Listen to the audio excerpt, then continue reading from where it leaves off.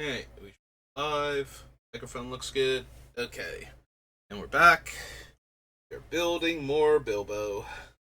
So, last time we left off, we just missed the 100 card count. So, we need 42 more cuts, and then Bilbo's all good and done and ready to go. So, we're gonna take an hour and see how close we can get. This has been slow going. Like, it'll be bursts of card cutting, but over the course of an hour, I might cut 10 cards. So that's still 4 more streams to go before he's done. And at the same time, just going straight into the second hour of the stream is actually a tiny bit worse because coming back at this with fresh eyes really helps. Like, cut a few more cards off of this thing. So we're gonna go through the list again, see what's still on it, and go from there. SoEtoot, Soul Ring, Stop, Greed, Glacial Chasm, Nature's Lore, Necro, Light and Tutor, Vamp Tutor, Soul Sister number 1, Survival of the Fittest, Crawl Space, Deranged Hermit, No Mercy. I think we cut Eerie Ultimatum, which just leaves Replenish for when all of our stuff takes a big hit, I think. If we still have Eerie Ultimatum, I'm pretty sure one of these 2 cards is going to go. Aura Shards,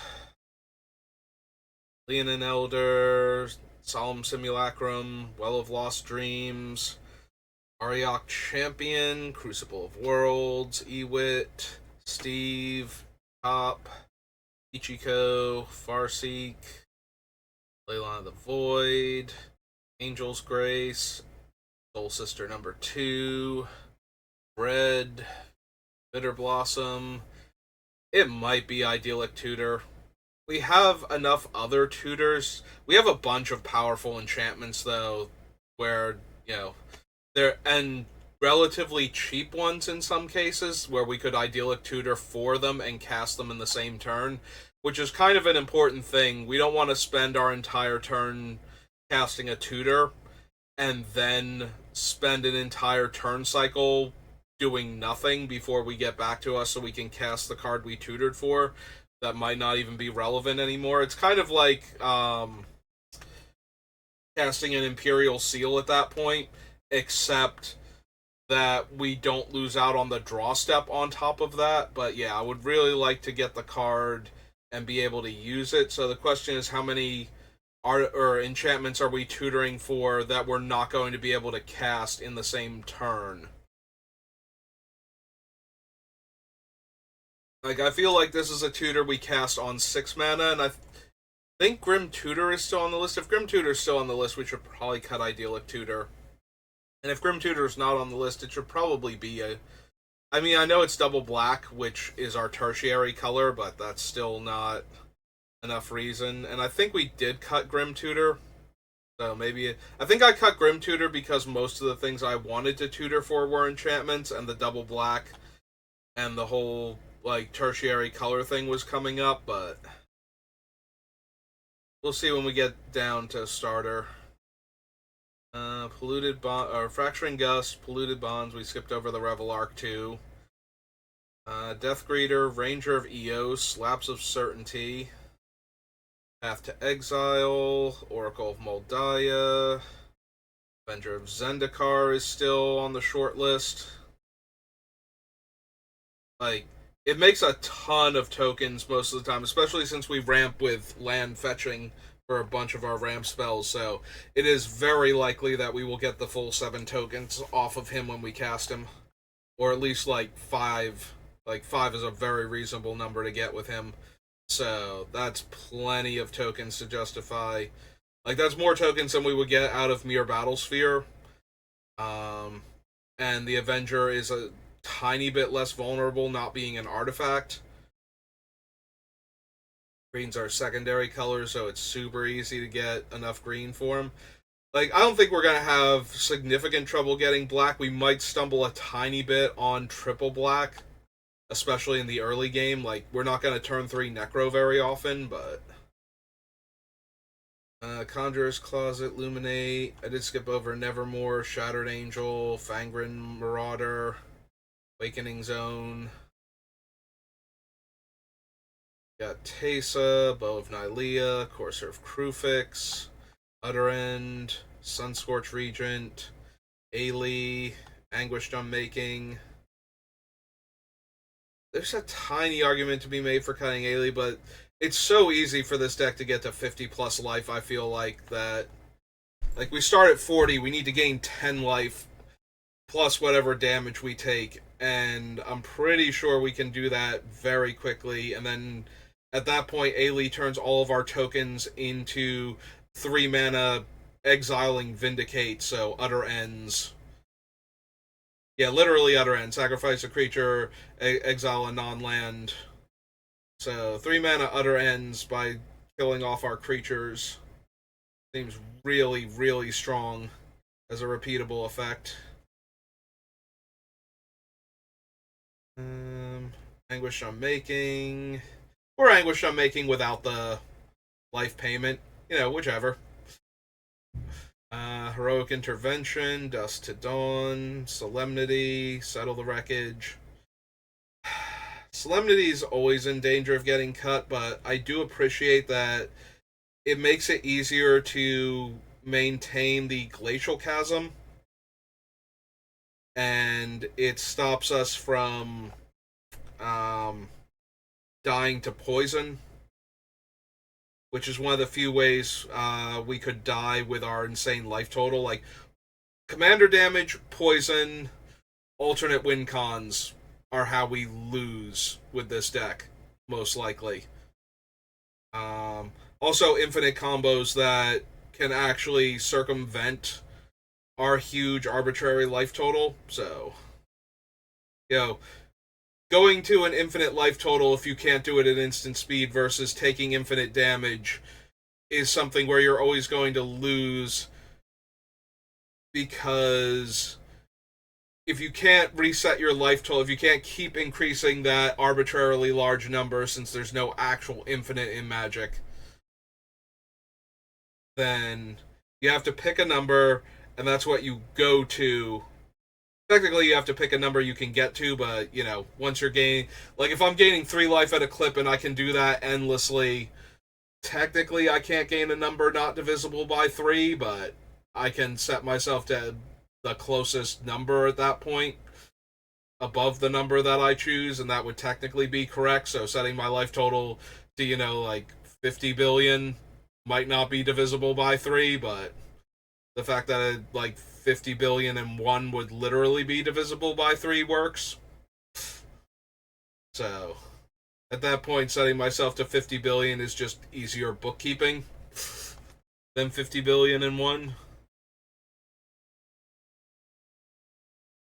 But yeah, well, then once somebody has their infinite damage loop, then they just have to keep going until I've been dealt 50 billion damage and I'm dead. So unless I can continue to gain that 3 life whenever I want to. So, and unless their loop is also repeatable, like if they can generate infinite mana but then they have to cast the burn spell for X, then they can only cast it for, you know, like a trillion or 20 trillion, and if I can gain life in response, then I can just gain that much life again. So that way I stay at my 50 billion and 1 life. But yeah, that's just how Magic works. So we can die to infinite loop combos that will deal an infinite amount of damage to us eventually. Like if the loop doesn't cause them to be at risk of losing the game, like there's no card draw involved or something, then we can't actually gain more life than they can deal damage in a lot of cases. So because we don't have an infinite life gain loop anymore in the deck, like we got rid of any way to sacrifice a creature for no mana and Solemnity and Kitchen Finks, for example, where we could just keep gaining 3 life over and over again. by sacrificing the Finks, and then they come back without a counter on them.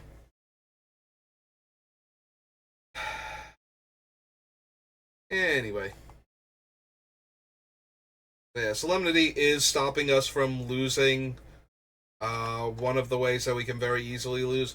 Also, unless it is an infinite damage thing, like, what's its name? Murderous Redcap or something, Solemnity is not actually doing a lot for the opponents. Like, you might think something like Merit Lage is a problem, but we exile almost everything that we kill. So dealing with the Merit Lage shouldn't be much of an issue. The only problem is repeatedly recurring the land to keep getting a new Merit Lage, and we have enough exile from graveyard effects that should be... Man, like, we could get into a situation where we don't have one of those, and Solemnity gives them the Merit Lage token, and we have to exile it. Although, we might just have enough life that we don't even care for a while, too. Like, we can just take the Merit Lage to the face repeatedly. So... which is a hilarious place to be at. I did scroll past Settle the Wreckage, but... So yeah, we have Settle, we have Dawn, to gain life and draw cards, Bolas' Citadel, Casualties of War, because we're a black-green deck, and I won't cut casualties for almost any card in this deck at this point, so... Honor Troll to increase our life gain. Lysa to gain us life and to exile creatures that would go to the opponent's graveyard, and to buy back our creatures if they get killed by a Wrath. Knight of Dawn's Light, Sholdred, Terra Sunder, Haywire Might, Legions to Ashes, Elish Norn, Lotho. I don't remember noting, what's its name? Yeah, we did get rid of, Eerie Ultimatum, so Replenish is kind of on its own now. What was the other card that made me think of another card that I had to look for later in the list to think about? I did remember those two. I've forgotten the other two linked cards that I had to care about when I got to the second one. Yeah, maybe when we get to it, I'll recognize it. Got Lotho, Battle for Bywarder, One Ring, 3 Visits, Elixir of Immortality, Sarah Ascendant, Rogue's Faithmender, Alhamrat's Archive that I was seriously considering cutting yesterday, Resplendent Angel, Strength of the Pride, Angel of Vitality, Idol of Endurance, Recruiter of the Guard. Oh, right, it would have been Starter, it would have been Grim Tutor.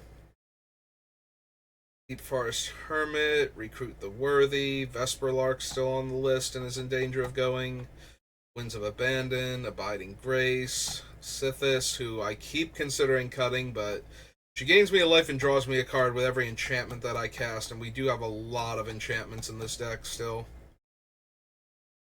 Judgment, Maneuver, Vein Witch, Black Market, Grand Crescendo, Clever Concealment, Excise the Imperfect, the Gaffer, Bilbo, Witch of the Moors.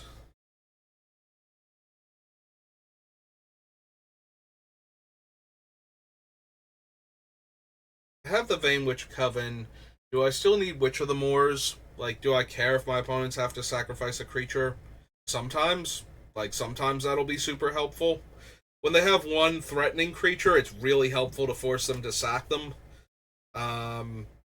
Because a lot of our things that are slowing them down, especially if it's an indestructible creature, like... So they can't attack us with their non-indestructible creatures if we have one of the No Mercy effects without losing them. And they can't attack us with a lot of creatures if we have crawl space. So one of the best things is to have a large indestructible creature, so having a effect that would make them sacrifice that, potentially. It's not the best answer, and we do have a lot of exile effects, though. So maybe.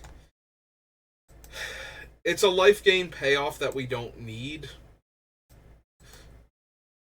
Like, I'm more concerned about getting my guy back, but we can do that with Vein Witch Coven anyway, so Maybe we don't need the Witch of the Moors also. Like, Vein Witch is a very good way. Every time we gain life, we can pay black and get a creature back. Like, every life gain spell has a free Raise Dead attached to it if we want to pay for it. Not free as in mana wise, but free as in doesn't cost us a card. Yeah, I'm starting to think that we can cut Idyllic Tutor.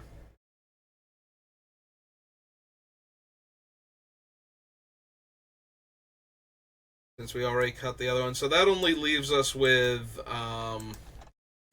Demonic Vamp and Enlightened as our tutors.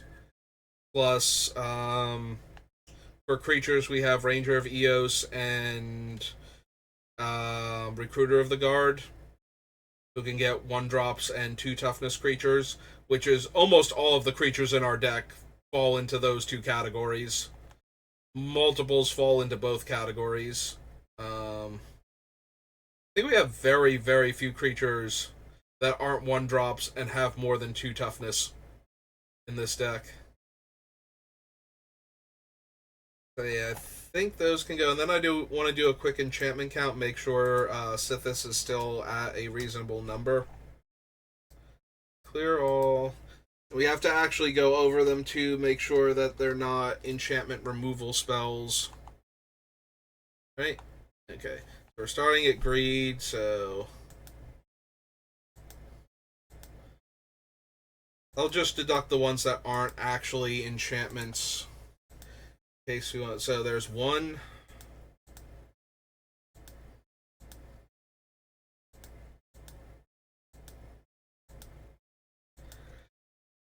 2, 3. She doesn't count herself, so 4 and 5 off the number.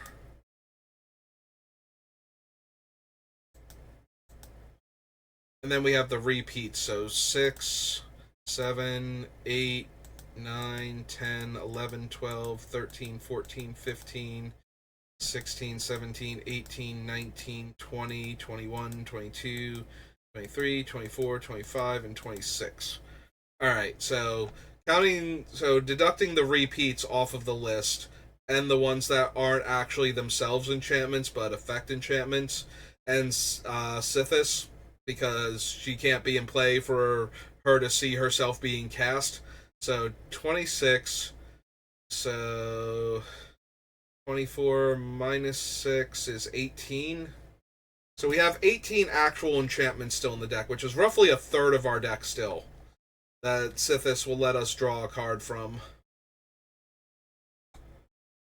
But yeah, I think we need to cut a few more enchantments before I can consider cutting Sithis. We might get there, though. Like, she might lose her status as a reasonable card draw spell in our deck. It does not hurt that we have, like, 2 or 3 enchantment creatures on the list, like Courser of Krufix, I noticed, and I think there was 1 or 2 other ones. Alright, so we're down to 100 cards. We did manage to cut the 2, so we only need 40 more cards off of the list. That being said, it does feel very difficult to cut anything at this point. No, these are all mine sorted things. Like, maybe I don't need Fracturing Gust. I have Aura Shards as repeatable artifact and enchantment removal. I do want something, though. I hate cutting it, and it does gain me a ton of life, potentially. Like, we have a third of our deck right now as enchantments, and there's probably another 10 or 15 artifacts still on the list. So, probably 10. A handful of mana rocks, a couple of artifact creatures. The artifacts are less important than the enchantments for the most part. There are a few of them that are super essential, but yeah. So, Fracturing Gust is right now destroying almost half my deck, but it does destroy it, not exile it, and that means we can get it back. It is kind of slow going to get back some of the cards. We only have 1 straight up regrowth for any card in Eternal Witness now.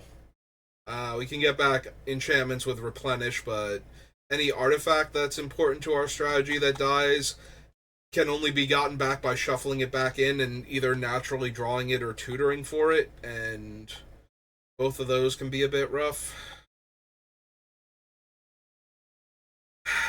We have Scavenging Ooze and Leyline of the Void, and we might be able to make room for a Bojuka Bog.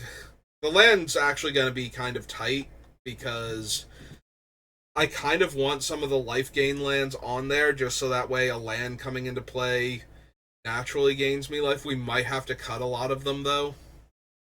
Or we have to cut some of the other dual lands, and I don't know that I want to do that because I like fetches being able to tutor for my lands. Like, if the refuges or the cons style refuges, refuge, refuges, yep, okay. Like, it doesn't sound right when I say refuges like that.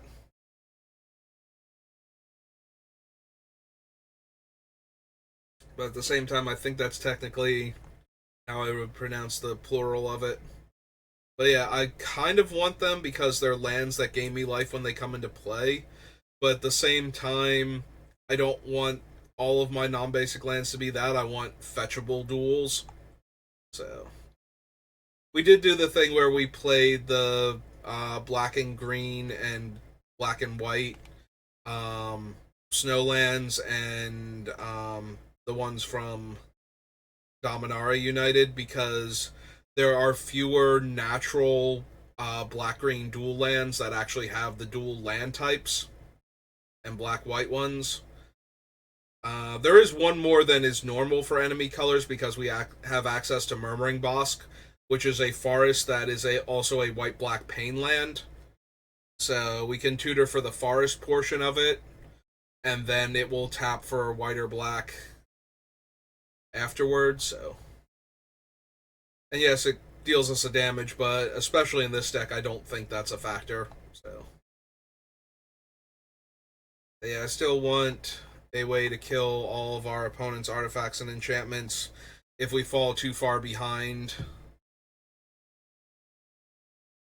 So, and also Aura Shards does a good job of keeping any artifact or enchantment heavy deck in line until they can get the Aura Shards off the table, so I think we're good there.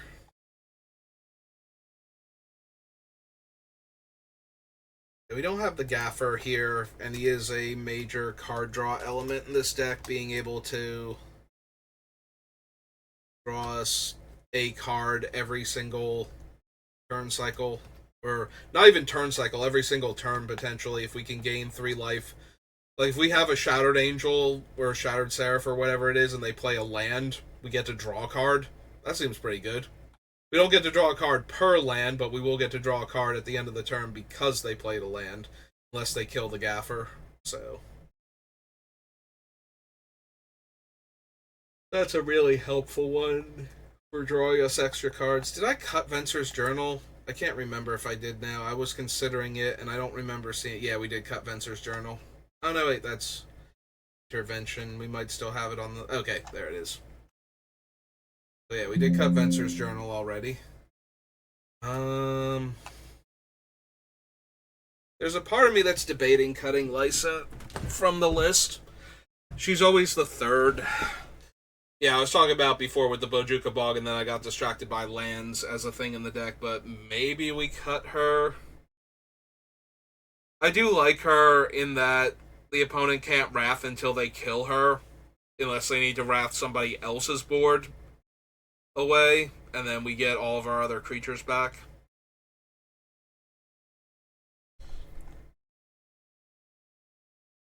She is the worst thing in each of her categories as far as like getting creatures back, getting protecting us from board wipes, and being a source of life gain, being a lifelink flyer.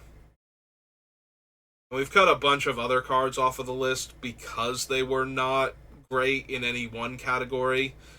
Like, I kind of need the cards to be great in one category and then decent in the other categories they fall into, if they're going to be, like, across the board for things.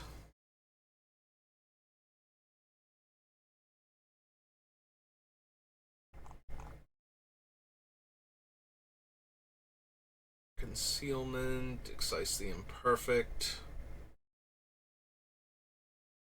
Grand Crescendo, Black Market Connections, Coven, Flawless Maneuver, Windgrace's Judgment, Teferi's Protection, Darksteel Mutation. It might be the mutation. The thing I like about the mutation is it's very good for shutting down certain commanders that would otherwise be difficult to deal with. Um, Things like the one bird that can circumvent its own casting cost, or Yuriko, assuming that you block her every turn, so that way they can't ninjutsu one of her other things into play and rescue her. But and then of course any commander where the commander being in play is just becoming problematic, and they could recast it. Like, sometimes you can go, well, I have so many ways to deal with a creature that I could get the cost to recast it so high that it would actually be prohibitive, and that's not unreasonable in this deck. But it's also not guaranteed, so having a card that just shuts down the commander, especially the problematic ones, like I mentioned, the ones that get around a lot of conventional removal or even increasing commander tax.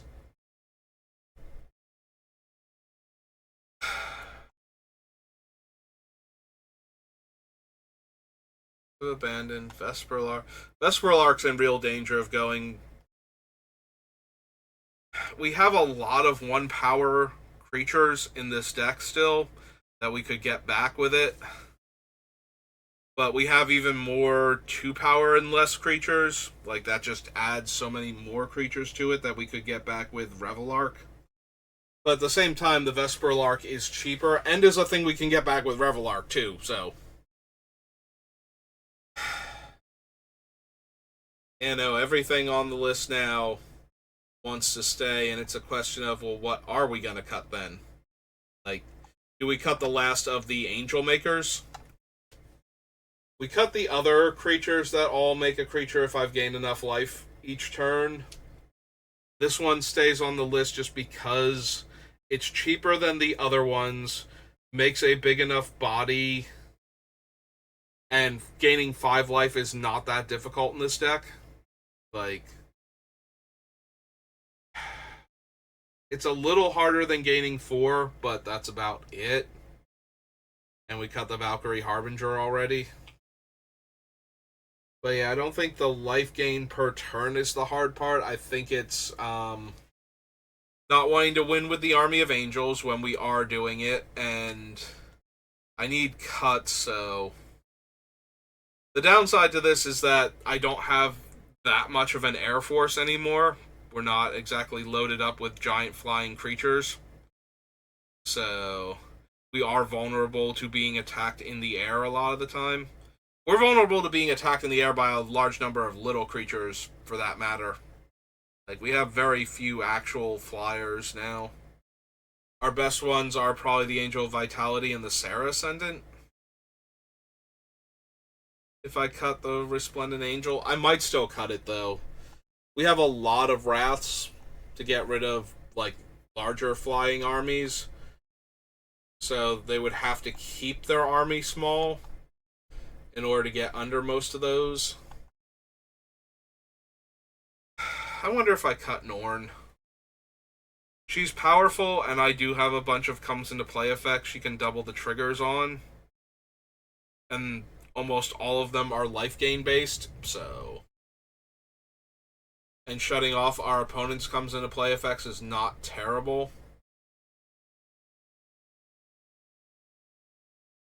Alright, we'll continue with her in the deck for now.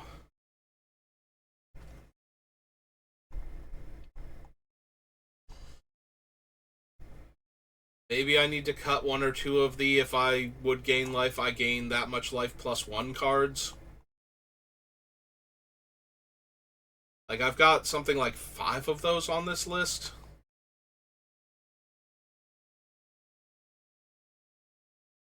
Like, maybe I just have to get rid of a couple of them and keep the best ones. At that point, do I keep the Angel of Vitality because it's a flyer, or do I get rid of it because it's almost always going to be a 4/4 flyer that will then die to all of my wrath effects that can hit my own creatures? It is nice that once it's in the graveyard, it's a 2/2 again, and we would be able to get it back with Dawn if we really wanted to. It might be Sunscorched Regent. I do like it a lot, though. Like, gaining life every time an opponent plays a spell is pretty decent, because that gives us, reasonably like 3 to 5 life per turn cycle, I would think, and sometimes more so. Also, if the opponent has to functionally cast a spell in their infinite combo, like if they're getting mana and they're using it to cast a spell, um, us gaining 1 life per thing offsets any 1 damage per rotation, so they would have to be dealing 2 or more, which might be a thing, but it also might not be. Like, if your goal is to keep casting the creature that you're sacrificing from the graveyard, for example, and you've managed to get to the part where it's functionally free to do so, and then you're getting, like, a damage off the sacrifice of the creature, then I would be able to gain life faster than that, so you need to get 2 damage per sacrifice of the creature, which might still be doable, but at least I'd be gaining life as fast as the damage you deal when it's 1 trigger in that regard. I don't know if that's good enough, though. I do like the idea that it is just a large flyer that's gaining me 3 to 5 life every turn because opponents have to do things. Also, I want to just make more progress with this deck, and Sunscorched Regent is one of the cards I keep coming back to that's almost cuttable each time, and I don't want to, but I need to cut things, so. Because I love this way more than the gain life every time I cast a spell, because I'm going to cast like 1 to 3 spells in a turn cycle. So me casting a spell every turning, or me getting a life every time I cast a spell, is way worse than the opponents, because they are almost definitely casting 3, like 1 each, and then possibly more so. So 5 spells in a turn cycle is very reasonable to gain life off of. The other downside is it's a very quickly growing large flyer, so it might just die because it's so big. You know, players start getting scared of it and decide, well, it's gaining him a ton of life towards Bilbo's 111 life total requirement, and it's also itself, like a 7 power flyer already. So maybe I just let them gain 1 more life and kill it.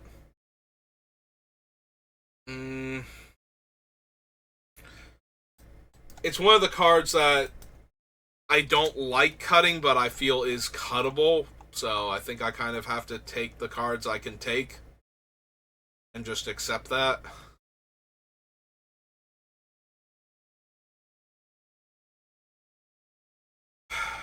So if I'm keeping Darksteel Mutation, maybe I can cut Nevermore then. I don't want to cut both of them. But Nevermore only... Does Nevermore stop it from being cast entirely, or from being played entirely, or is it just cast?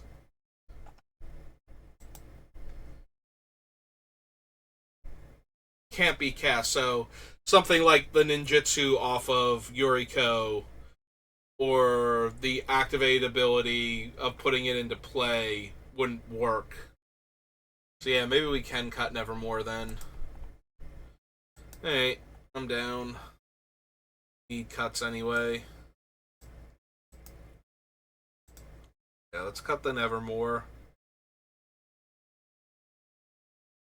Gaia, Path of Exile, Lapse of Certainty. We cut all of the other counter spells. There's a part of me that really desperately wants to keep Lapse, though, for like that one spell that's just gonna ruin everything. Try and hold it off for as long as we can.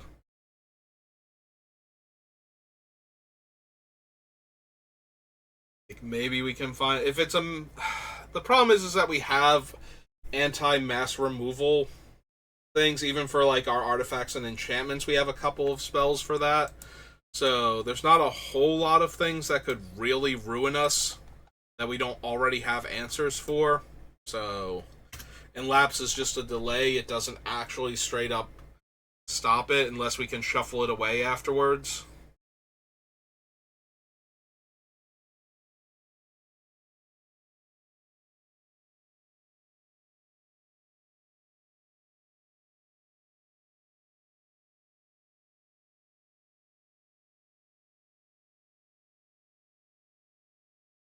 Cards or Replenish I want to stay in. No Mercy. Hermit. Crawl Space. Crawl Space might still wind up going as we run out of things that we can cut without diminishing the deck. Alright, so that brings me down to 97.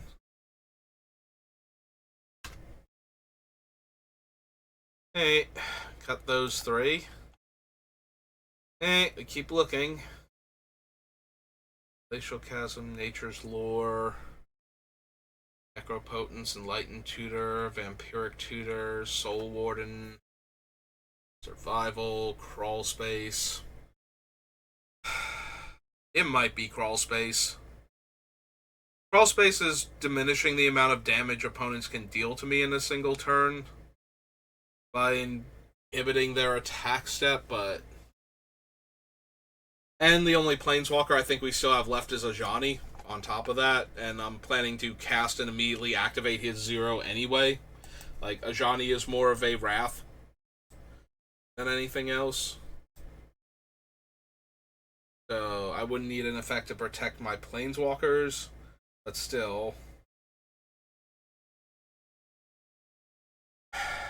Yeah, we probably cut Crawl Space. It is decent in the deck, but it's not what I need. Just another thing I would like to have. Yeah, as we continue to cut cards and we keep running lower and lower on things, it goes from what do we need, what do we want really badly, to what do we need.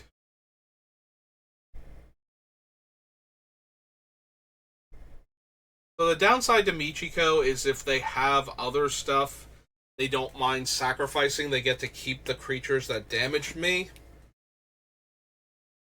However, Michiko does stack with very well with the no mercy effects because they are triggers on me being dealt damage. They all trigger at the same time, and I would be the non-active player at that point. So I just put no mercy or whichever one it is to resolve first, and then Michiko, so that way they'll lose the creatures they dealt damage to me first, and then they have to sack the permanents.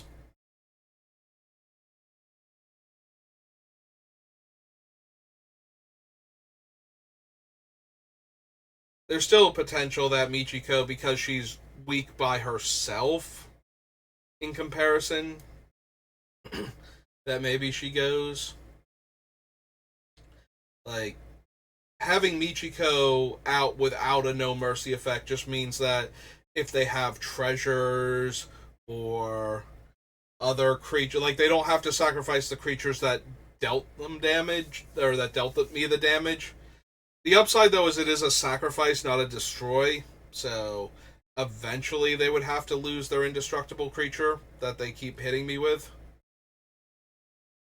You know, assuming that it's not doing enough fast enough to kill me anyway.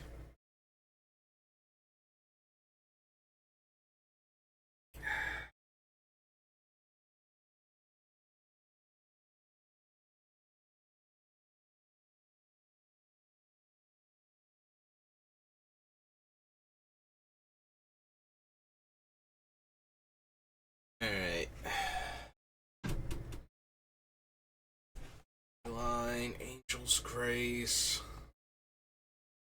Red. Revelark.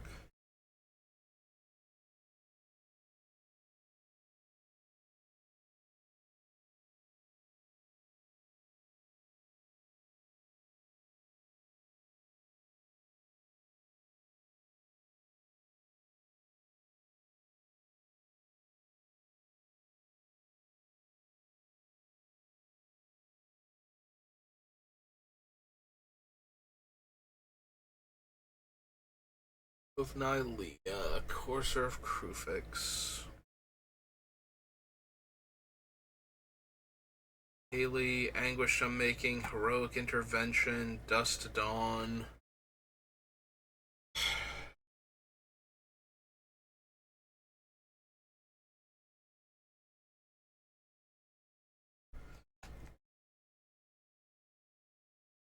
I keep coming back to her, and I'm afraid that she's just going to wind up going eventually. Yeah, the more I lose off of the list, the more cards that I was thinking I might be able to cut suddenly become very easy to cut just because there's nothing else on the list to cut anymore. So if they were that close beforehand, they're going to go now, and then we're going to see what's left on the list afterwards. Still not thrilled by it, but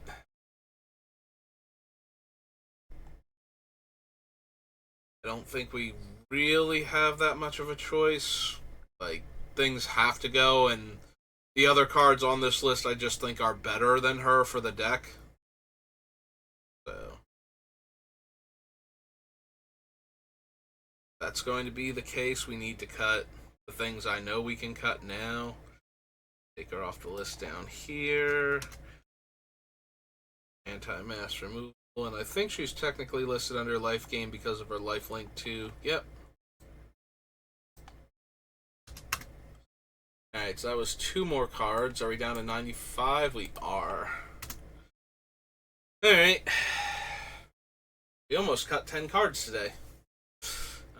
We still got some time though, so there's still hope. Still hope we can get to have cut at least.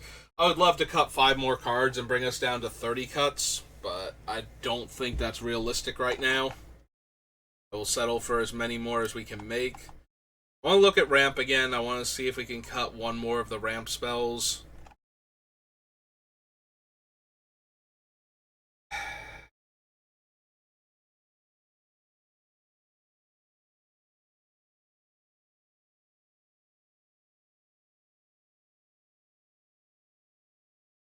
I do really like Oracle of Moldiah, and I would hate to see her go.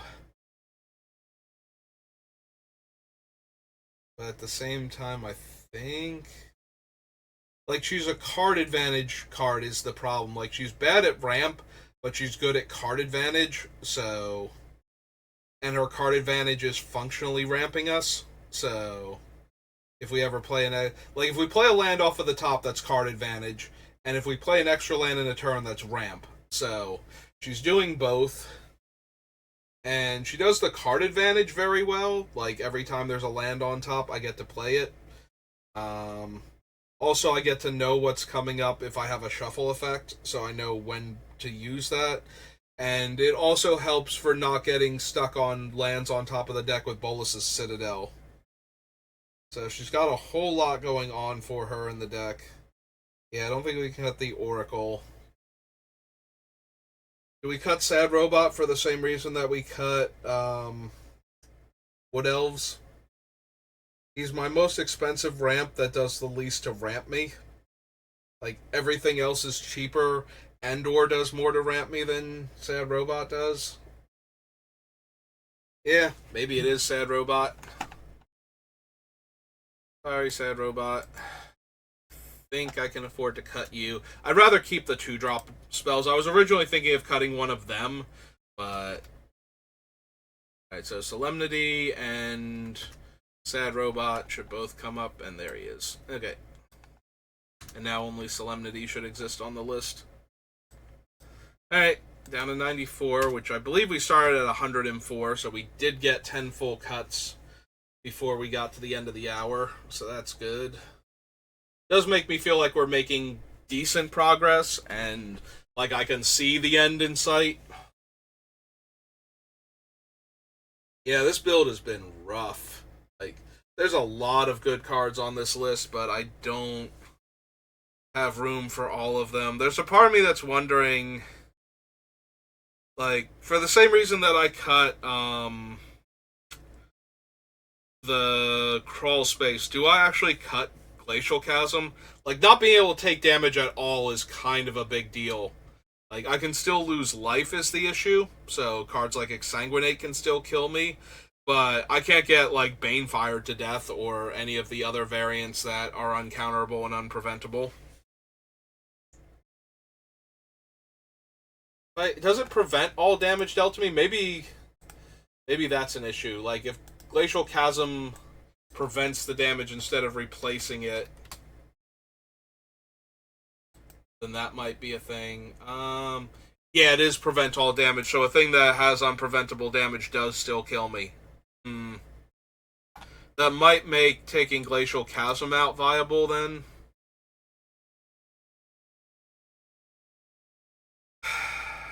If I take Glacial Chasm out, I have fetch lands, but do I actually need Crucible then? Like, one of the main reasons for Crucible... So the main reason was I have fetch lands, so getting back a fetch land every turn means I hit my lands consistently for the remainder of the game until I run out of a land that I can fetch with the fetch land. You know, like, if it can get Forest, and I literally have every Forest and Forest Dual and Tri-land in play, then I can't get any more lands, but for the most part it lets me guaranteed hit a land drop literally every turn. So it still might stay in regardless, but the secondary reason was if I can't shut off the cumulative upkeep on Glacial Chasm, I can play the Chasm, sack a land, next turn pay the life, put a land into play from my graveyard, next turn pay the life, so I've lost 6 life now, and I can play a land that turn. Then next turn I can sack the Glacial Chasm, play it as my land drop, sack one of the other lands, and reset it, and never really have a time where there's the space between my upkeep and my main phase is the only time I'm going to be vulnerable. Doing it that way until I can find Solemnity, and then I can just never let it get counters on it, so I never have to pay any life, and I can't take damage or attack, and I don't want to attack. Like, this is the ideal deck because I'm not trying to win by attacking. So having the Glacial Chasm in play means I can't attack, but I don't care. And I just don't take damage.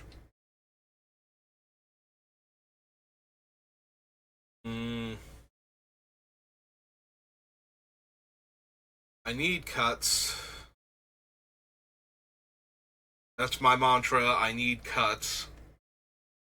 If we cut Glacial Chasm, that turns off the positive interactions with Solemnity, like things where I get a benefit because things can't get counters on it, so that only leaves the detriment to the opponent that they can't get counters onto things.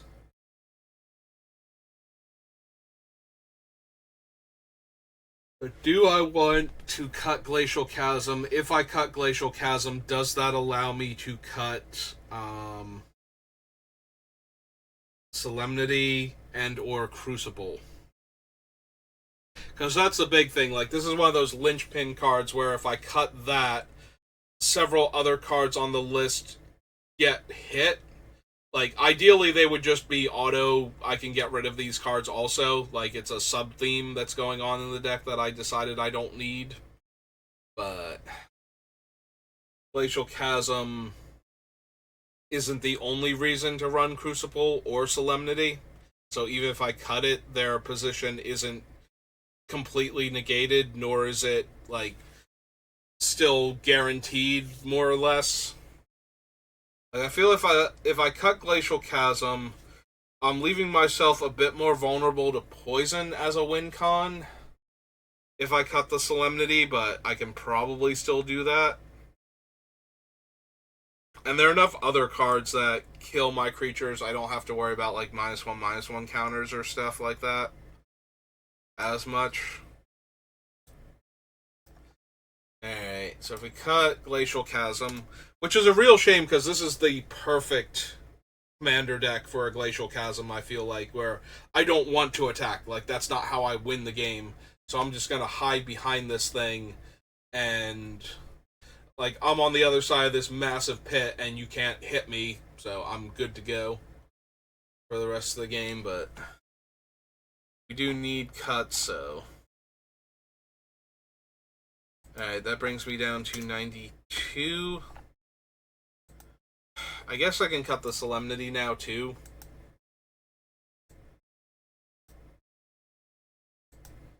Like I said, I don't... That was the main reason to have it in the deck as a positive reason for me, so the only other reason to run Solemnity is to shut off other player strategies. And I don't know that I need that necessarily.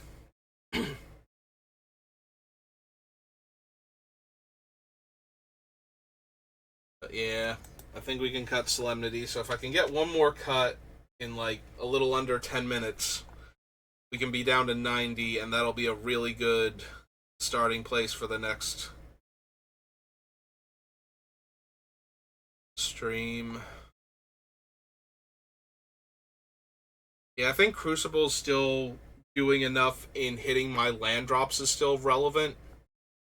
Like, being able to replay a fetch land and guarantee I hit a land every turn, since I'm running enough that that's a thing. Also, I can just replay lands that have been blown up, so that helps. I don't want to lose Polluted Bonds. I do have the Shattered Seraph, but there are so many decks that ramp with lands, and the idea of gaining upwards of 5 life and having them lose 2 life every time they play a land seems really good as an anti... You know, you can do it, but you're going to die if you keep going at it, so...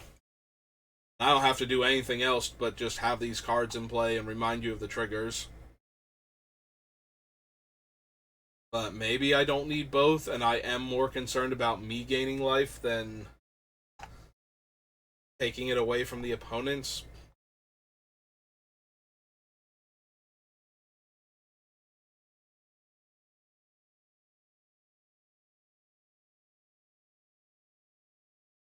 One more card that I don't need. Any other card I was thinking about cutting? I was thinking about cutting one of the I gain 1 additional life cards.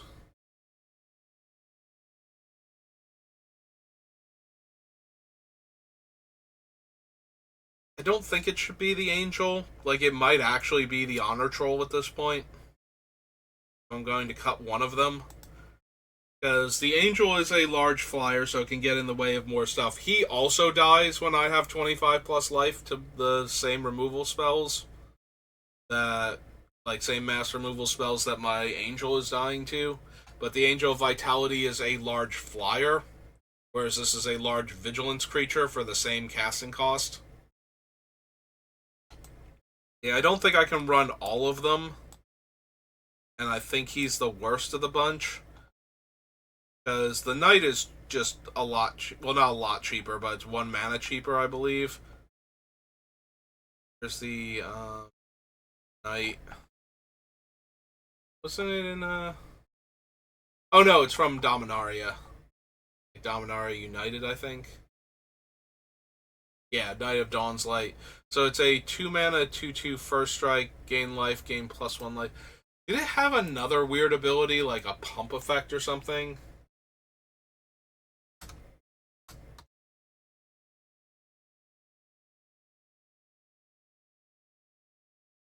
Yeah, it's got a pump effect that I just completely left off the list. Like, off of its effects. I'm looking at going, I could have sworn both of these knights were also pumpable, like the black one that won't let them gain life and the white one that does gain life. So it's like 1 in a white, +1/+1 until end of turn?